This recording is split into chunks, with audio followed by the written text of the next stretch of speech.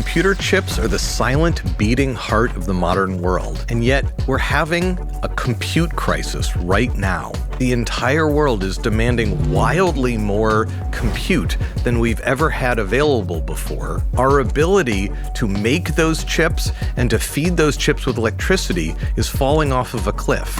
If we want to unlock things like the future of medicine and many autonomous industries, we can't get there unless we make computer chips in a meaningfully different way. On today's episode, we'll be exploring radically different ways of designing and building the computer chips of tomorrow. If cars did what chips did, 50 years of Moore's Law, then you could drive to the sun in 1 hour on 1 gallon of gas.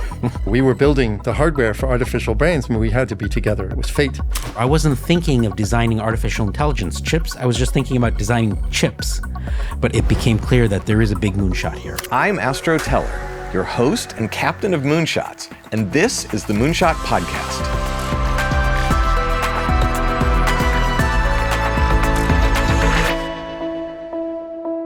Today I have Tammo Spalink with me, and we're going to dive in on the world of computer chips as the brains for robots. Welcome, Tammo. Thank you, Astro. It's wonderful to be here. Before we get into brains for robots, let's just start with, why does this matter? Does humanity really need better computer chips? At the moment, the need for continued innovation in this space, I think, is profound in the sense that with the explosion that we're currently seeing in the artificial intelligence space, building ever more capable artificial intelligence products that people are integrating into their daily lives, we have to build the infrastructure to do it much, much more efficiently than we do it today. So if we, for example, ignored all of the work that's been done for tensor processing units or graphics processing units in NVIDIA's case, and we're trying to do everything just with traditional CPUs like people used to have on their desks, we would be in a situation where all of these models would run incredibly slowly, meaning that the reaction time between any kind of request and getting an answer might be hours instead of the seconds or microseconds that we have today.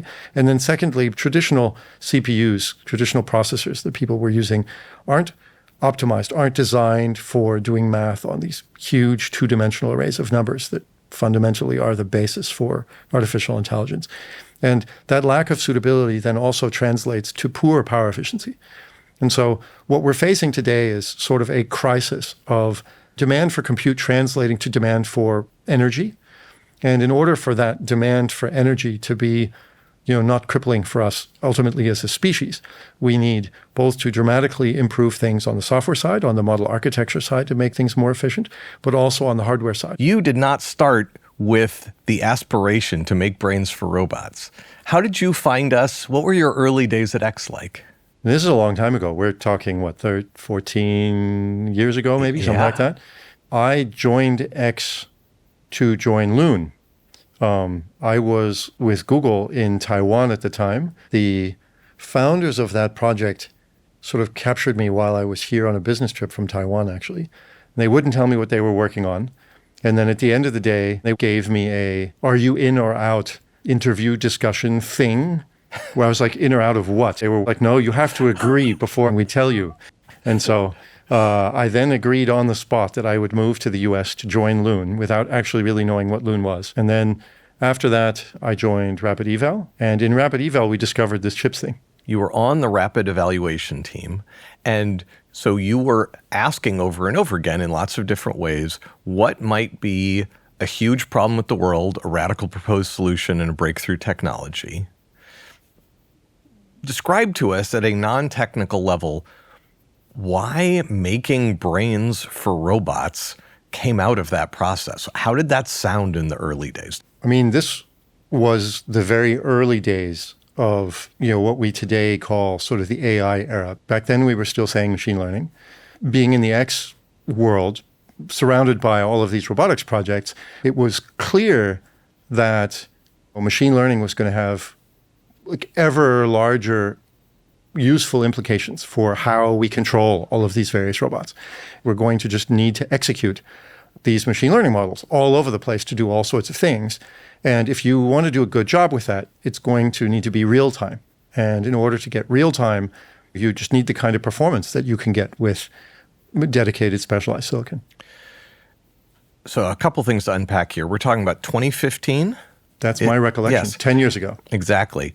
And at the time, this first silicon, as you described it, which was called a tensor processing unit, and some people may have heard of this as a TPU. That was what we had just started making over at Google. You were looking forward and seeing this need for computers to be able to do inference, to make decisions in real time in their brains as they were moving around in the world. They couldn't call home to a data center, that they needed to be what you would call at the edge, right? Can you help people understand the difference between training and inference, and understand a little bit about what a computer chip that is built for training does versus a computer chip that does inference? Anthropomorphizing these things is always a little bit dangerous, right? But the useful analogy here is training is the process of, starting from a baby and exposing them to lots and lots of information until they learn all of the skills and develop their brains to the point where they can function as a, proper human being. So inference is using those skills after they have been learned. And so training, just like with humans, the learning process is often very expensive, lots and lots of repetition, lots and lots of data in order to find all of the right way to connect all the neurons in the brain, if you will. And then inference is then the, repetition of applying those skills again in the environment.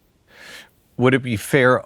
I agree with that. I like that analogy, but would it also be fair to say, like, if a violinist goes and does 10,000 hours of practicing to become world class, when they do that practicing doesn't really matter. There's a lot of it. It takes a lot of time, but it's also not a rush. But then when they're on stage at the New York Philharmonic, they need in real time to be world class. They can't go off stage and practice in the middle if it's not working. Exactly. And so the training is like that 10,000 hours, and the inference is the performance. And the inference needs to be precise, crisp. Right. Why would a computer chip that does that 10,000 hours of practicing for our violinist, our robot violinist, be so different than the computer chip that's going to do the performance at the New York Philharmonic, to be able to learn how to write an essay, let's say for what is now called an LLM, versus actually writing the essay in 1 second? When you are designing a chip for training, you are very likely to be optimizing for throughput because, as you pointed out in your analogy, there aren't all of those performance constraints. But then when it comes time to do the inference, when it is performance time, then response time becomes the primary dimension that you want to optimize for, especially in the context of things like robotics that have to interact with the world in real time. And so we were focused on that, how to design a chip for response time as opposed to just throughput. So you called the project Positron. For people who aren't Asimov fans, can you tell them a couple sentences about why you called it Positron? So Isaac Asimov was, if not the first author to really describe anthropomorphic robots in great detail.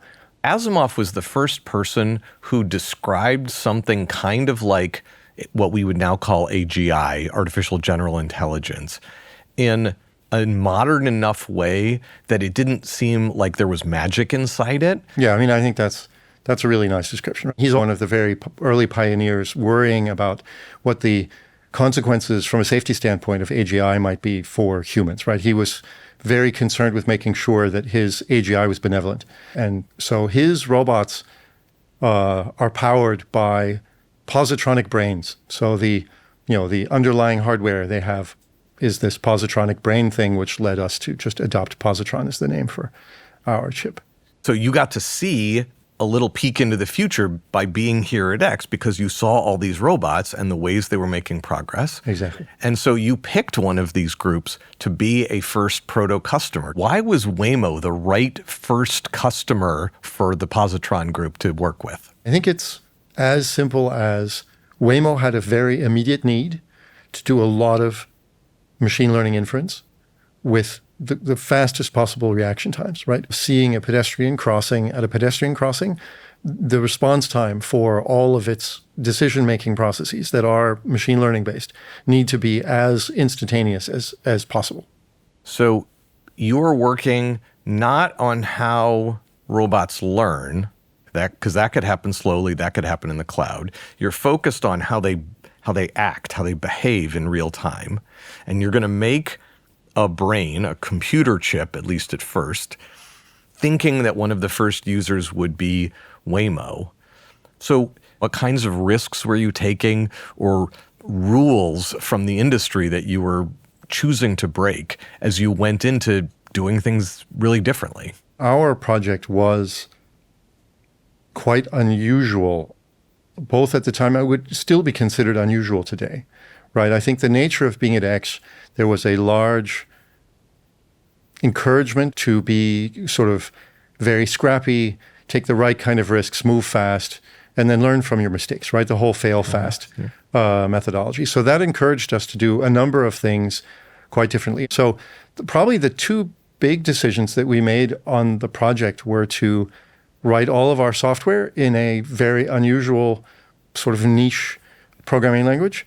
And was that Haskell? Right. This was because I had some affinity, and then the early founder, the co-founder of the project, had also a deep affinity for that language, and we used Haskell to then write most of the software to both simulate, how the chip was going to behave and to sort of to help us in the design process. But the most differentiating thing that we did was just what you alluded to earlier, sort of make that leap that building an architecture that was fundamentally optimizing for response time for inference. That was not acknowledged at the time as relevant yet. Another kind of risk I remember you taking was when you have to act in real time, the more you can be imprecise in all the numbers you're using, the faster everything can go, the sort of tighter you can make your computer chip. And at the time, people were representing the integers with a lot of precision. I think mostly people were still stuck on 16-bit integer representations. And you were suggesting not only 8-bit integer, but actually 4-bit integer representations, which is a tiny fraction of the fidelity. You were suggesting that every number in the computer chip be very approximate, that it didn't have a lot of nuance in each of the numbers. And I remember you and your team getting actively laughed at for suggesting 4-bit integer representations. What's your memory of that process? I had forgotten this, partially because of the fact that it has since been entirely normalized. So you're entirely right. There was quite significant resistance to our assertion that, these very small numerics formats would be usable, relevant. But history has definitely shown that, that was the right direction. And now all of the inference chips are built that way with much, much smaller numerics. Yeah. That's right. So you had started with this big goal, and the Positron team never gave up, I think, on the idea of brains for robots. But at some point, you moved away from thinking about Waymo and actually decided that putting things into the cloud, thinking of Google Cloud as your first customer, was actually even better. Was that an abandonment of the goal, or was that actually an interesting first step to get back out to the edge into the brains of robots out in the world? Yeah, that's a good question. It certainly wasn't an abandonment, but I think what prompted us to do this pivot is because, after a bunch more discussion with folks at Google, we just realized the volume of inference that was already happening for things like translate and image recognition services that Google was providing. And we also realized that those services depended a lot on having short response times for, their attractiveness to users.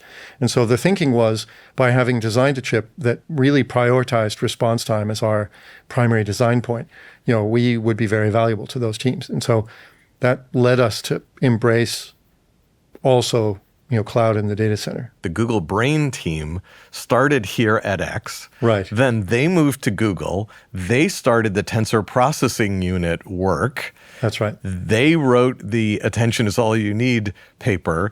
And then when Positron graduated from X, it went to Jeff Dean and the Google Brain team. Right. Is that tell me a little bit about landing there. Obviously, it needed to land there, right? I mean, Google Brain named itself because, artificial brains, right?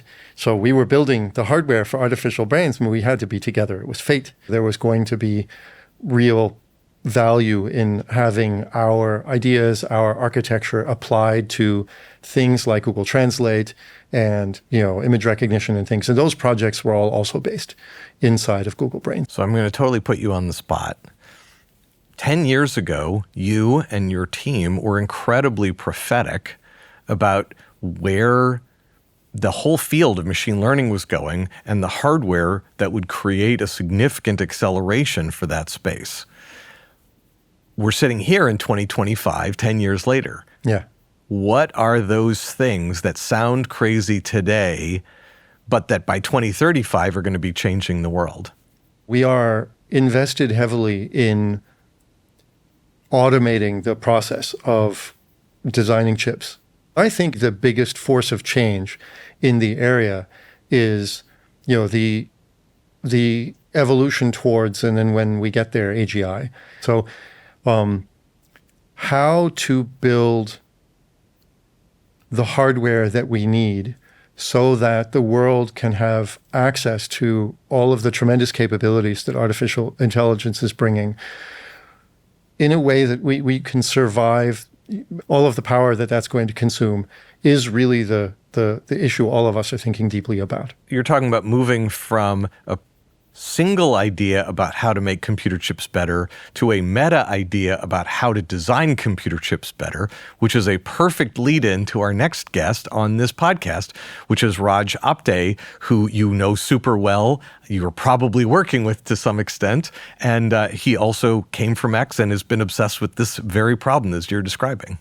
Raj is a good friend of mine. Excellent. Yes. Thank you for doing this with me, Tammo. We miss you. And it's great to see all the ways you're changing the world over at Google. Thank you so much, Astro. I miss you too. The Positron team just talked to us about making brains for robots, architecture for computer systems that can help robots and other autonomous systems do what they do. We're now going to hear from the Bodger moonshot, which is looking several layers deeper inside computers and asking the question, could computers actually design and build computer chips themselves?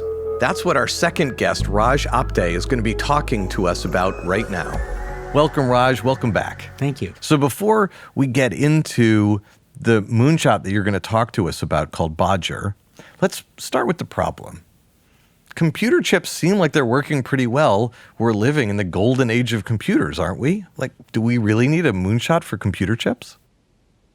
Yeah, I think there's a question of what's the problem here and what's the solution in search of a problem. We see that the end of Moore's Law is now upon us, and chips are going to stop getting better. Moore's Law, tell us what that is and why it has historically been like gravity for the last 50 years for people in the technology world. Moore's Law, named after Gordon Moore, the co-founder of Intel, was an observation, not a law, that every couple of years, chips got better by a factor of 2. And it was sort of a roadmap, a self-fulfilling prophecy where the equipment manufacturers and the designers and the software writers could predict comfortably that chips would get better by a factor of 2 in 2 years. And that has been true up until the last decade or so. It's now kind of ending. And we're seeing that in terms of the way computers are taking a lot more power than they used to.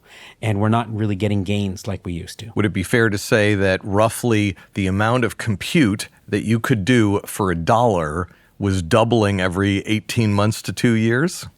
Yeah, although the analogy that I like the most is if cars did what chips did, 50 years of Moore's Law, then you could drive to the sun in 1 hour on 1 gallon of gas. Based on where cars were 50 years ago, and that same exponential. Exactly. But it's a real question. Why do we need more compute? Do we need exponentially more compute in the next decade like we got in the last decade? There's no end to how much compute people seem to want to have. We've not reached the end of that. But in particular, machine learning completely flipped that question on its head. We absolutely need way more compute for a lot less money than we're getting now. So if for the 50 years we've been on this exponential improvement, most of that improvement, as you just described, is actually the hardware and not even the software that's being written. True or not true, most of the progress in the technology is because the transistors, the tiniest little pieces on the chip, the smallest decision-making unit on a chip, were getting smaller and smaller and closer together. That's right. And they were taking proportionately less power, each one, so that as a unit, they weren't actually causing the amount of power a chip consumed to go up. And that's what's flipped. So great. All we have to do is just keep making them smaller and we can keep on the exponential. What's the problem, Raj? The problem is we've kind of hit the atomic limit. The newest transistors have a critical dimension, like one of the numbers in there, is now being measured in single-digit nanometers. Single-digit nanometers are just a few atoms across, and so the transistors won't get any smaller. So maybe they'll get a little faster. So that's the hope. And people have been pushing on that for the last few years, but they aren't getting faster very fast. And that's when I started thinking about this problem space. And I was lucky enough to be in the audience at the Association of Computational Machinery, or the ACM meeting, when Alphabet chairman John Hennessy and Dave Patterson, a Googler, received the Turing Award. And they gave their Turing Award lecture, and it basically said the only way we can get out of this mess is to create application-specific hardware, like TPUs and GPUs instead of CPUs, and application-specific software, like HTML is good for web pages, but JAX is really good for programming machine learning. And that's when I got interested in how do we actually design chips, and how do we design chips for specific applications. So another leading question. Okay, so why don't we just make application-specific chip? What's the problem? So we should. The problem is that chips are really expensive to design and build. So let's just forget about the fabrication part and just talk about the design piece. Say $10 or $20 million for a fairly simple, small chip, $50 or $100 million for a medium-sized chip, maybe more for a big, expensive, fancy chip. So at $100 million a pop, only some applications can get supported. So you were here when we were building Positron. In fact, Positron and Bodger overlapped a bit.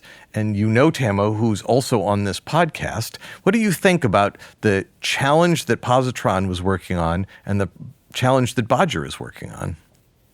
Well, I think there was something about watching Positron, and the idea was really cool. But then they needed a huge team of people to actually implement the design. And that was when I started to wonder, why is chip design such a bespoke industry being done by artisans handcrafting circuits? Why isn't it sort of more automatic? Why isn't it more like software where code can be written, one person can write a whole thing in a weekend? So they were challenging what the chips would be up to, and you were challenging how to get to whatever chip you were trying to make a lot easier. Exactly. And in particular, I guess started to see this analogy between hardware and software as broken. So in software, you write code, you submit it to a compiler, the compiler just compiles it, and you get code and you run it. With hardware, you write the hardware, which is what Positron was doing, and then you hand it to 100 people to hand compile it for a year or two, and then you get your chip. Now imagine every time you come up with a novel chip, you have to spend a year and $50 million to find out how good it is. And that just seemed broken. So I wanted to make a hardware compiler.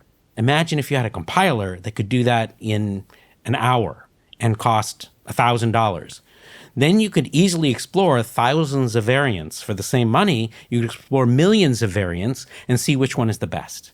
And that was where I thought there was a chance to make a real impact. So you are saying there has to be a better way so we can make way more application-specific chips and do it much faster and much cheaper.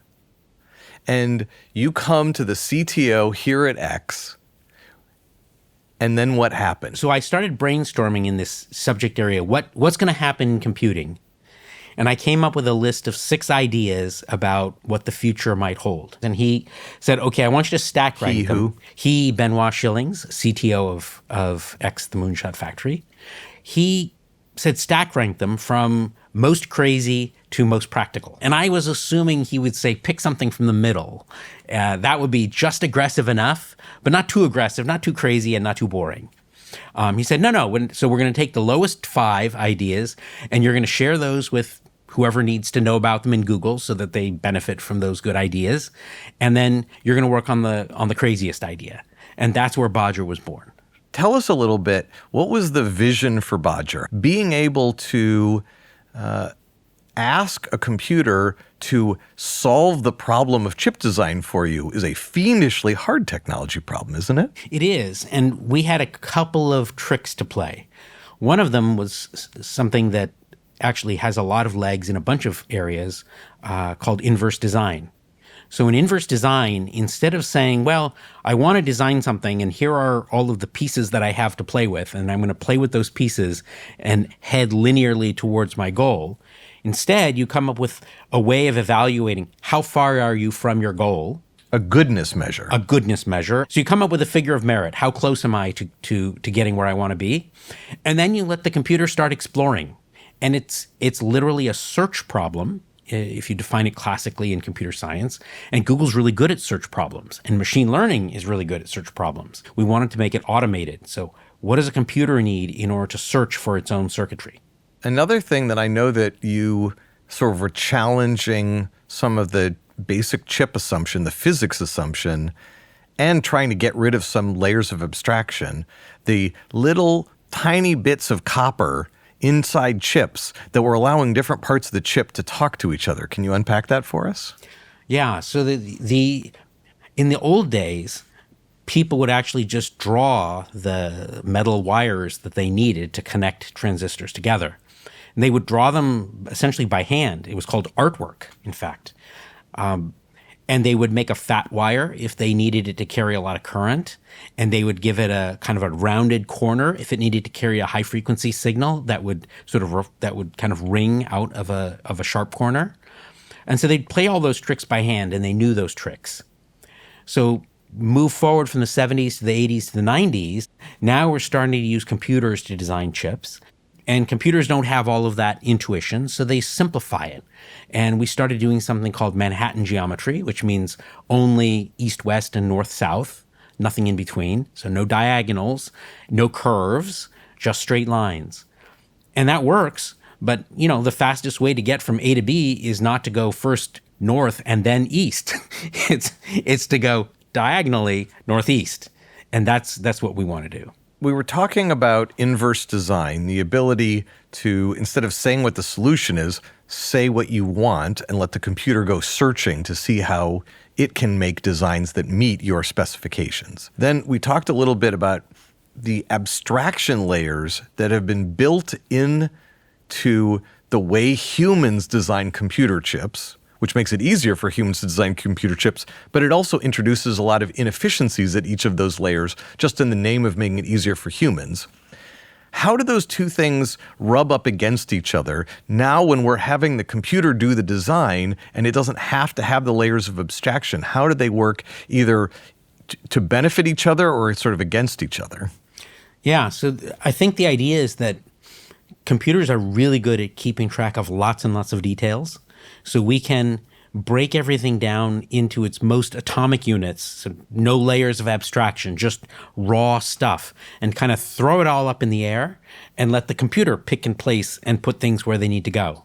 So we're really trying to rely on the computer not as a terminal for a human to use a mouse and move things around one by one, but let the computer just put everything where it needs to go, where it understands this sort of metric of goodness at the end.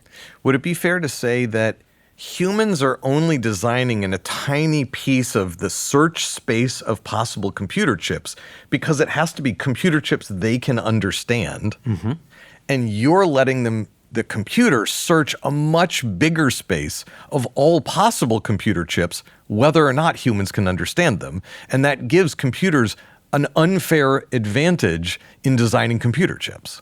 That's right. And it almost gets into the question of whether something is explainable or not. We don't really care if the chip is explainable. It just needs to be right. And if it's right, that's good enough. Do we always have to search for it? I know searching in the design space of computer chips is a good idea, and you've found lots of really important things that way.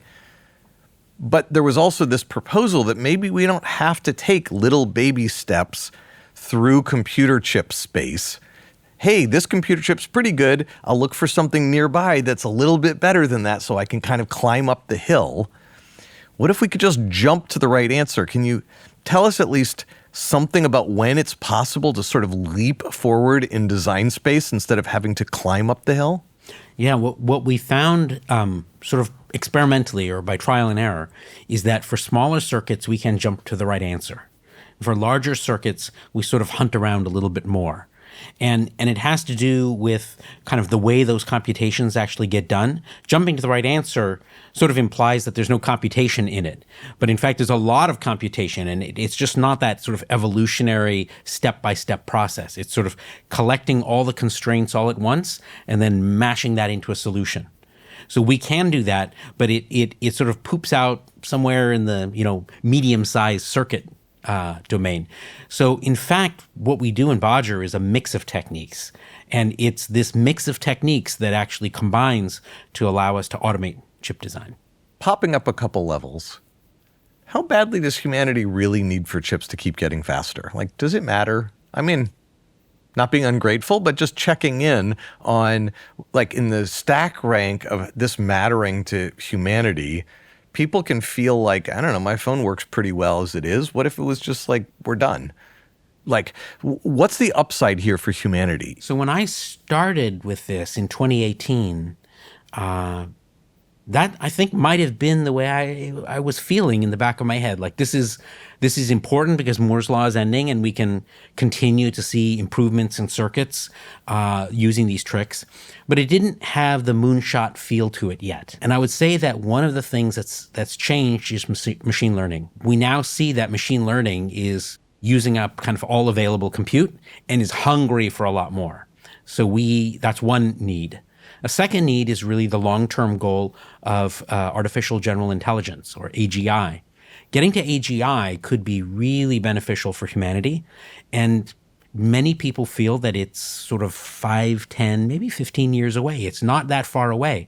And if we can build the circuits that enable that, we can help humanity get to a point where they have this incredible tool for self-development. You're talking about a two-step process where the hope is increasingly clearly that artificial intelligence and machine learning can speed up humanity's ability to solve its problems in lots of ways.